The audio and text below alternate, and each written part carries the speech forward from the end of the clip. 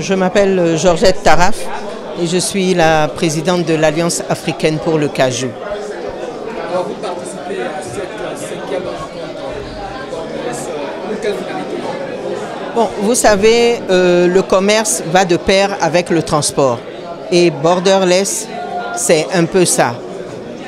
Le cajou aussi parle du transport. Parce que pour faire le rapprochement au niveau des populations sur le terrain jusqu'au port, il faut bien des moyens de transport. Que le produit soit brut ou qu'il soit transformé, il faut toujours un moyen de transport pour l'acheminer vers le port. Donc c'est ce qui fait notre intérêt pour Borderless. Alors, comment est-ce que votre association participe dans la transformation de cajou et à la commercialisation? En fait, l'ACA a été créée en 2006 en Guinée-Bissau et cette année, cela fera 10 ans. Donc nous sommes en train de vouloir faire un peu le bilan de la transformation parce qu'il faut reconnaître que le cajou, la transformation du cajou a commencé vraiment depuis 2006 en Afrique.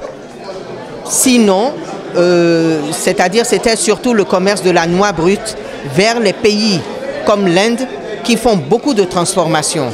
Donc l'Afrique a décidé depuis 2006 de se lancer aussi dans la transformation du cajou.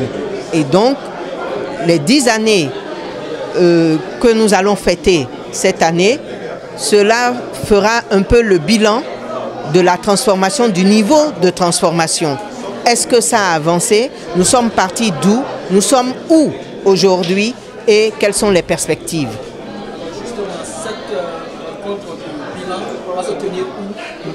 Cela va se tenir en Guinée-Bissau et il faut reconnaître que la Guinée-Bissau est le 2e pays producteur de noix de cajou en Afrique. Il produit 200 000 tonnes avec une très bonne qualité. Ils ont un KOR de 53, ce qui est très important pour la transformation. Et donc j'invite tous les Béninois et tous ceux qui s'intéressent au cajou à être à ce rendez-vous parce que ce n'est pas seulement, disons, de la transformation, mais il y a beaucoup de thématiques pour encourager la production dans un premier temps, puisque sans production, il n'y a pas de transformation. La transformation en passant par les équipements et aussi par le financement et de l'autre côté, voir dans quelle mesure on peut faire un plaidoyer envers nos gouvernements pour que quelque part ils puissent s'intéresser à ce produit qui nourrit beaucoup nos populations. Voilà, vous êtes dans un espace, il parlait de 2 mois. La Côte d'Ivoire aussi produit attendu, vous êtes deuxième, vous avez dit. Quel projet pensez-vous mettre en place pour que le cajou produit dans tout l'espace où le bois soit transformé sur le continent africain? Vous savez, chaque pays a sa politique de développement. Je dois dire qu'aujourd'hui, la Côte d'Ivoire est un bel exemple que nous devons suivre parce qu'ils ont mis en place beaucoup de lois afin de protéger aujourd'hui le secteur privé. Tous ceux qui sont en train d'investir aujourd'hui dans la transformation du cajou, ils ont un soutien puissant qu'ils attendent du gouvernement. Et le gouvernement ivoirien est prêt à les soutenir.